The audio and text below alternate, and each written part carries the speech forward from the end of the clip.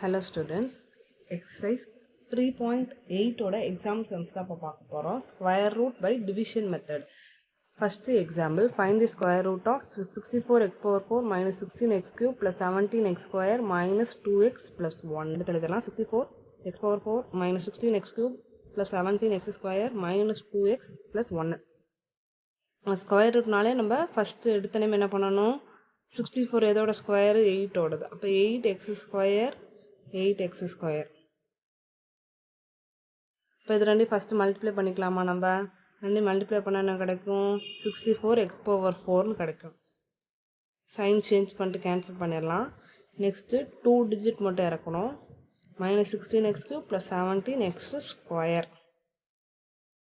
Next இந்த step இங்கே என்ன பண்ணணும் அப்படின்னா, இதை வந்து டபுள் பண்ணி எழுதணும். இப்போ 2ஆல் மல்டிப்ளை பண்ணால் என்ன கிடைக்கும், 16x ஸ்கொயர் கிடைக்கும்.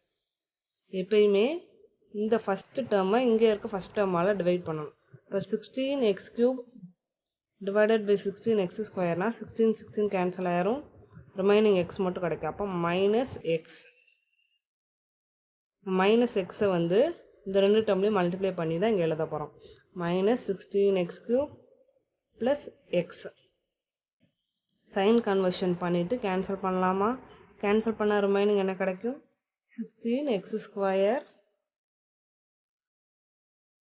மைனஸ் 2x ப்ளஸ் 1ன்னு கிடைக்கும். திரும்பியும் அதே ஸ்டெப் ஃபாலோ பண்ணணும். 16x ஸ்கொயர் அப்படியே எடுத்து எழுதிட்டு இதை டபுள் பண்ணோன்னு என்ன கிடைக்கும், 2x கிடைக்கும். இப்போ இந்த ஃபஸ்ட்டு டேர்மை இதால் டிவைட் பண்ணும்போது என்ன கிடைக்கும், ப்ளஸ் 1 தான் கிடைக்கும். இந்த ப்ளஸ் 1 இங்கே ரிமைனிங் இங்கே போடணும், ரெண்டு இடத்துலையுமே போடணும்.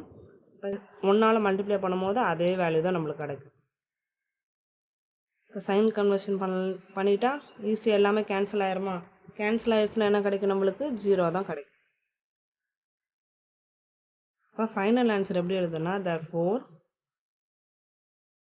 ஸ்கொயர் ரூட் ஆஃப் கொஷின் என்ன கொடுத்துருந்தாங்களோ அதை அப்படியே எடுத்து எழுதிட்டு ஈக்குவல் டு மாடில் ஃபைனல் ஆன்சர்ன்றது இது குவாஷியன்ட்டில் இருக்கிறது தான் ஃபைனல் ஆன்சர்.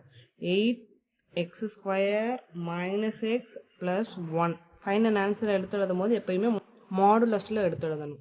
நெக்ஸ்ட்டு எக்ஸாம்பிள் 3.22 பார்க்கலாம். If 9x power 4 plus 12x cube plus 28x square plus ax plus b is a perfect square, find the value of a and b. Square root கண்டுபிடிச்சி அதில் A value என்ன, B value என்னன்னு find பண்ணணும்.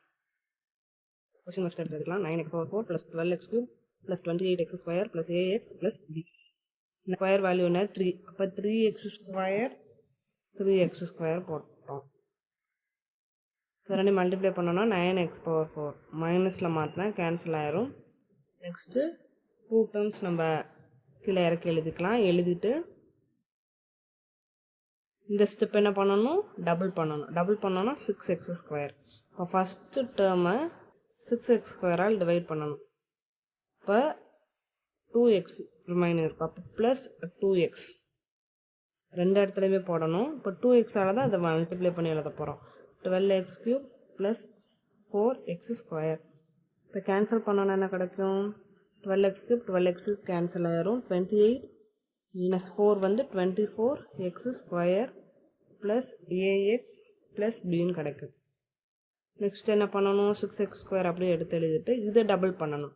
2 into 2னா 4x ஆகும். இப்போ 24x ஸ்கொயரை வந்து 6x ஸ்கொயரால் cancel பண்ண என்ன கிடைக்கும், 4. இதெல்லாம் உங்களுக்கு புரியுறதுக்காக பண்ணுறேன். இதை டேரெக்டாக நீங்கள் மைண்ட்லேயே கேல்குலேஷன் பண்ணி போடலாம். ப்ளஸ் 4 இதை மல்டிப்ளை பண்ணோன்னா என்ன கிடைக்கும், 6x ஸ்கொயரோட 4 மல்டிப்ளை பண்ணோன்னா 24x square plus 16x plus 16. Sign conversion பண்ணால் ஃபஸ்ட் டேர்ம் மட்டும் கேன்சல் ஆகும், ரிமைனிங் அப்படியே இருக்கும். கொஷின்லேயே பெர்ஃபெக்ட் ஸ்கொயர்னு கொடுத்துருக்கனால நம்ம 0ன்னு எடுத்துக்கிறோம். இப்போ நம்ம இதில் இருந்தால் நம்ம ஏவோட வேல்யூ பியோட வேல்யூ ஃபைன் பண்ண போகிறோம். இப்போ நம்ம எப்படி எழுதலாம், இங்கே a minus 16 is equal to 0னும், அதாவது இது ரெண்டு மைனஸ் டேர்மில் தான் இருக்குது. அப்போ b minus 16 is equal to 0ன்னு எழுதணும்னா a வந்து என்ன கிடைக்கும், 16, b வந்து 16. இதுதான் ஃபைனல் வேல்யூ.